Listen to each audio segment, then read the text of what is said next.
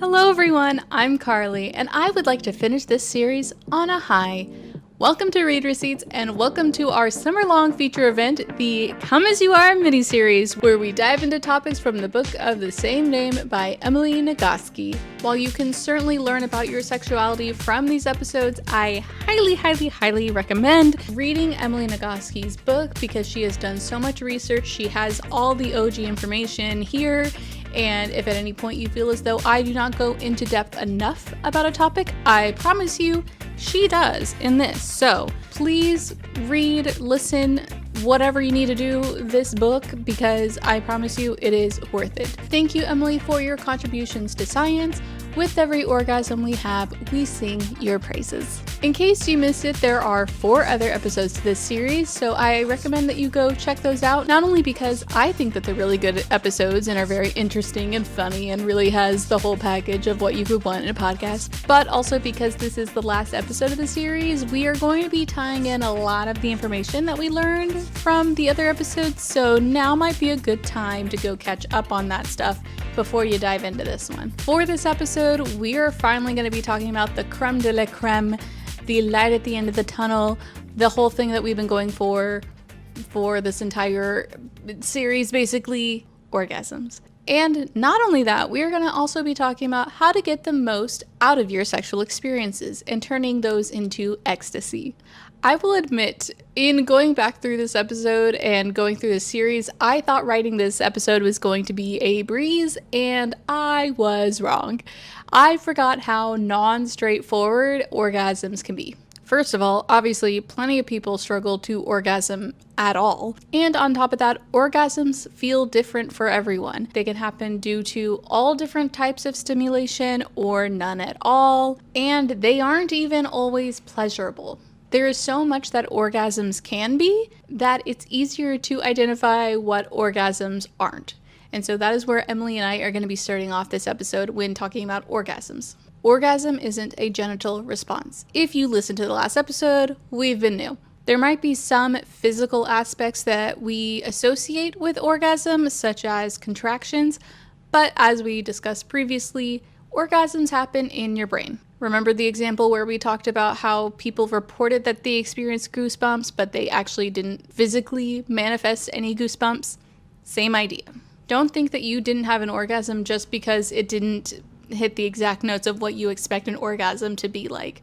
If you had a pleasurable experience in your brain and, everything else about it would say that you had an orgasm, you had an orgasm. Orgasm isn't always pleasurable, as I mentioned at the start of this. Think back to the tickling example that we talked about in episode 2. In some contexts, tickling can be fun and enjoyable, and in some other contexts, it can be fucking annoying. For me, it is always annoying, but we're not talking about me right now. But the same idea goes for orgasms. How an orgasm might feel is context dependent. Odds are you can recall a time where you're like, yeah, I had an orgasm, but there was nothing about it that was particularly memorable. In fact, the only reason why it might be memorable is because it was so disappointing. In the book, Emily gives some examples of times where orgasms might not be pleasurable, and there are 2 specific ones that I wanted to bring up here in this episode. And trigger warning now for depression and sexual assault. I will provide the timestamp here or there. I'll provide it somewhere on the screen where you can skip to. One example was a person with major depression that could experience an orgasm but could not experience pleasure from them. And this makes complete sense if your context is quite literally depressing, that you are likely not going to experience pleasure from those orgasms. Obviously, it's going to feel sucky that this is the case. You might try to have an orgasm in the hopes that it will bring you some joy and pleasure, and then it turns out that it might not. But it is good to know that it is not some sort of end-all be-all of like, well, if nothing else works, an orgasm will make me feel happiness. Because that would then feel really sucky if you go through this experience and then realize, well, that didn't feel pleasurable, and now you start to look inward and start to question if something is wrong with you. Obviously, as I have stated, I think in every episode of this series at this point, you are normal, there is nothing wrong with you, and so that would 100% be the case in this situation. So just to reiterate, if this happens to you, there is nothing wrong with you. Orgasm is not the end-all be-all of pleasure. It is simply a thing that happens, and hopefully you can experience pleasure from it, but there might be some context where you don't. and that's okay. The second example that Emily brings up is that a person could experience orgasm during rape, but that it is simply a reflex and not an indication of pleasure or consent. I would hate for someone who was sexually assaulted in any way to harbor any sort of guilt or resentment towards themselves or any sort of negative emotion along those lines just because they experienced an orgasm during something as traumatizing as sexual assault or rape. So I hope this information can help give some peace of mind to those who need it, that is not any sort of feeling on your end. It doesn't invalidate your experience any less. It is simply a body reflex that can just happen, and it doesn't say anything about you. Lastly, orgasm isn't Orgasm isn't hierarchical. Hierarchical. I think I've said it at this point, just take one of those. Meaning that there's no definitive list of like which orgasms are the best to have or which ones are the right way to have an orgasm. It doesn't matter how it happened. It doesn't matter what body parts you touched or if you touched anything at all. An orgasm is an orgasm. There's not even really a need to differentiate between orgasms stimulated by different things because every orgasm in itself is going to be different from each other. Even if you were to do it the exact same way every time, it might not manifest the exact same way. So don't feel as though like just because you can't orgasm one way means that you're somehow inferior. That makes no sense. If you enjoyed an orgasm, then you enjoyed an orgasm, and it doesn't matter how it happened. Speaking of right way to orgasm, there has been a societal expectation that women should be able to experience an orgasm through vaginal intercourse, aka penis being inserted into vagina. But odds are, if you are a woman, you have firsthand experience that is not so easy to do, or for some people is not possible at all. Some women are capable of having a vaginal orgasm, but it really just depends on your anatomy. You might even recall in episode 1 that I talked about how the clitoris and the penis are equivalent body parts. So if that's the case, why is it that we have been made to feel as though we should orgasm vaginally? Can you guess? Everyone on the count of 3. 1, 2, 3. The patriarchy. Crazy. It's almost like it's a theme at this point that so much of the misconceptions of sexual experience have in some way been caused by the patriarchy. Spontaneous desire, concordant arousal, all primarily reflected in men's sexuality, but is not necessarily true for women's sexuality. But even if you know this, there's a chance that you still struggle with orgasm. Some women take months to experience an orgasm with a partner, and some women have not experienced an orgasm at all yet, or they might not be sure that they have. It is possible for everyone in the right context, but it does take motivation and effort to try and figure out what orgasm looks like for you and how to achieve that. If you feel frustrated when trying to have an orgasm, whether you are with a partner or you are alone, it might be because there is an expectation that you have that is not being met. You might expect for it to not take as long, or for it to not take as much effort, or for you to have made more progress than you have. And because you have this voice in your head that's saying, I expect X, Y, and Z, and it's not happening, and because you're overanalyzing the situation and introducing some self-criticism in this moment, you are creating a context that you cannot succeed in. Unfortunately, this is the time I will say the problem is you. Sorry. But if you are in this position, you can ask yourself 3 questions to help get you out of it. 1, am I realistic in my expectation of how much effort my goal should take? 2, am I putting in the right kind of effort and the right amount? And 3, is this the right goal for me at all? And the reason why I bring up goal is because orgasm shouldn't necessarily be the goal. Pleasure should be the goal. Because as we discussed previously, orgasm does not necessarily equal pleasure. And if you look at it through this lens of changing the goal to pleasure, then it completely changes things. If it takes you 5 minutes to reach a pleasurable orgasm, then you got 5 minutes of pleasure. If it takes you 30 minutes to reach a pleasurable orgasm, then congrats, you got 30 minutes of pleasure. It's a win-win. It might take some exploration and experimentation to determine what pleasure looks like for you, so take your time with it. It is time well spent if you are enjoying it. Pleasure is a great goal to have if orgasm does not come naturally to you, but it is by no means the extent of what sex can be. Because we don't want to just have good orgasms, we want to have great orgasms. Or as Emily puts it, we want to experience ecstasy. Now, this is going to be a little harder to achieve.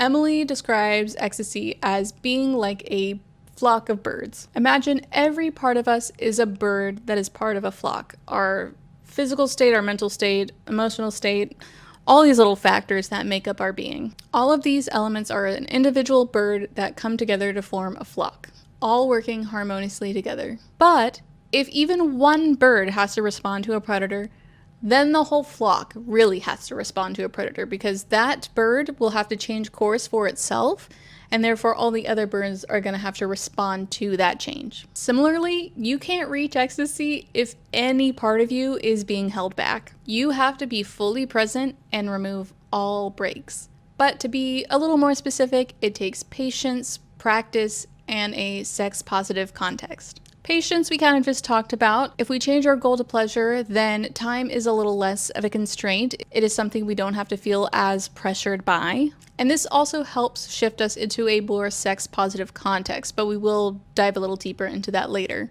As for what practice is referring to, it is practicing turning off all the offs. Some offs might be easier to manage, like if you're feeling a little chilly, throw a blanket on, or if the sheets kind of gross you out, change them. You can always tweak the environment to fit your needs. You don't have to overthink those little guys like that. But unfortunately, you might have some offs that are more on the systemic side that can take more effort and time to overcome. These might be your relationship with your body or self-image, or it could be your trauma history, messaging you've received about sex in the past, a lot of different things like that.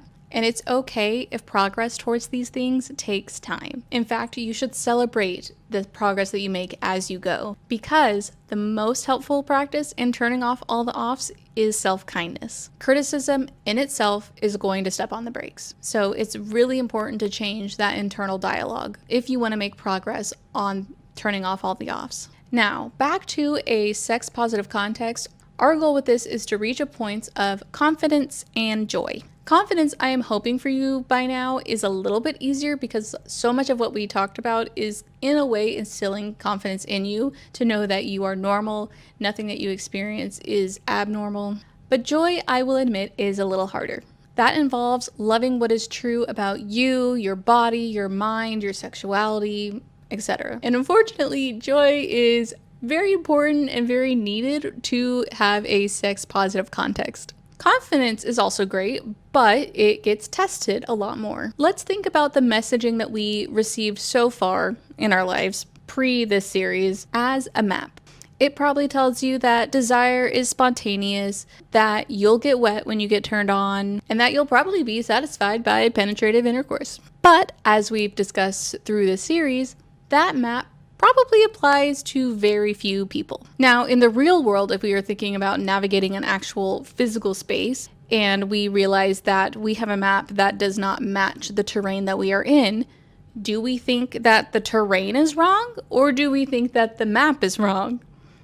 Obviously, we never think that the terrain is wrong. That makes no sense. That's the place that we are in. The map has to be wrong. So if that's the case, why should we treat our sexualities any differently? How we experience sex isn't wrong. The map that we were given is wrong. So with that, feel free to create a new map for yourself. Maybe you're generally concordant, so that's not really as much of a factor, but maybe you have really sensitive breaks, and so that's something that you have to make part of your map to try and make more of an effort to remove and turn off those breaks. Maybe you're someone who experiences more responsive desire, so make it a part of your map to know that it's going to take a little bit of X, Y, and Z to really make you feel turned on. Whatever is true for you, you should have all the tools that you need through this series to help create a map that feels true to you. This involves a lot of what we learned with confidence, but it's putting it into practice and defining it for ourselves rather than letting it be abstract information that we have fighting for space in our heads with everything else we already learned about sex. So a lot of what I just talked about really had more to do with confidence, so let's go back to joy.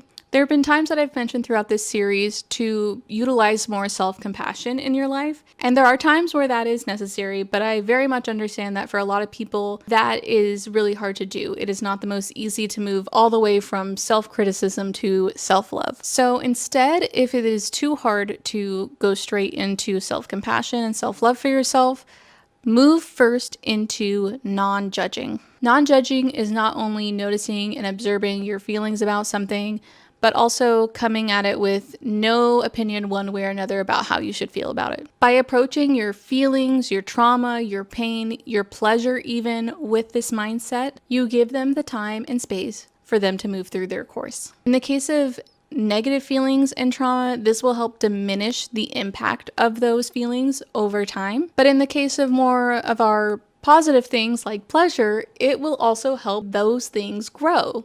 So once again, we're in a win-win situation here. There's really no downside to non-judging. If you can't experience self-compassion for yourself yet, non-judging offers a lot of benefits that might be a little easier of a stepping stone for yourself. It can often feel uncomfortable and take effort to change your way of thinking into this sort of pattern, but it is very much possible. And unfortunately, this is kind of one of those things that I can only convey so much. Like many things in this book, while the end goal here is more pleasurable sex, letting go of self-criticism can have a huge impact on your life. And so it might take some work with a professional to really get a hold of that, because it can be so much more pervasive than just simply how it affects your sex life. It likely is affecting way more than that. If you need to, feel free to take this book with you, take this podcast with you, whatever you need to do, into a session where you're talking with a professional, so that way you can be a little bit more specific in what you are trying to go for. Guys, that's it. That's the end of the series. That's all I got for you. I really, really hope that if you watched any part of this series, whether you watched one episode, one moment,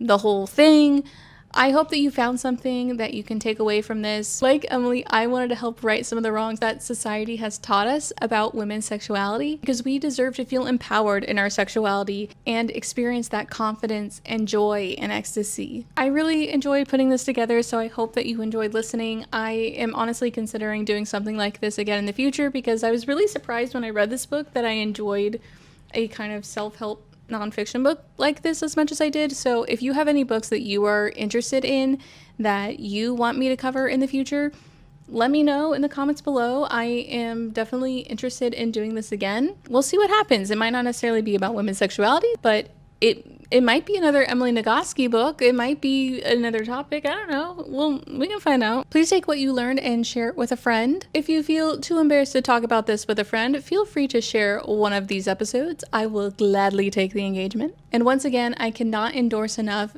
Come As You Are, The Surprising New Science That Will Transform Your Sex Life by Dr. Emily Nagoski enough. If at any point you wanted to know a little bit more about something that I talked about, please check out this book. It was available at my library on Libby, so I would recommend checking that out. If you, again, I understand that you might feel a lot of embarrassment around this topic. It might have taken you a lot of courage to even watch any of these videos.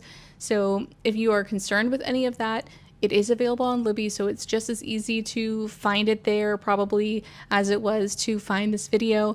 So there are ways that you can access this information. If you happen to be Emily Nagoski, I just want to say thank you so much once again for all of your effort. I do think that you wrote such a good book. I think that you had such good information to share. Again, as I have described a couple of times throughout this series, I thought that I knew stuff basically about sex, and I was wrong. There was so much more that I didn't know. Anyway, thank you all so much again for coming here.